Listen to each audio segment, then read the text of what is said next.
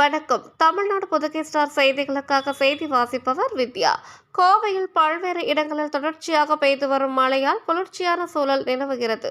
தமிழகத்தில் 3 நாட்களுக்கு மழை பெய்யக்கூடும் எனவும், டெல்டா மற்றும் கடலோர மாவட்டங்களில் கனமழையும், மேற்கு தொடர்ச்சி மலையை ஒட்டிய பகுதிகளில் மிதமான மழையும் பெய்யக்கூடும் என வானிலை ஆய்வு மையம் தெரிவித்திருந்தது.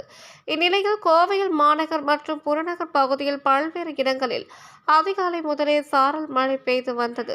கோவை மாநகர பகுதிகளான காந்திபுரம் ரயில் நிலையம், வடகோவை, உக்கடம், சிங்காநல்லூர் உள்ளிட்ட பல்வேறு பகுதிகளில் மிதமான மழையும், புறநகர் பகுதிகளான காணுவாய், பெரியநாயக்கன் பாளையம், மருதமலை, சூலூர் உள்ளிட்ட பகுதிகளிலும் தொடர்ந்து சாரல் மழை பெய்து வருகிறது. தொடர்ந்து பெய்து வரும் மழையின் காரணமாக கோவை மாவட்டம் முழுவதும் குளிர்ச்சியான சூழல் நிலவுகிறது.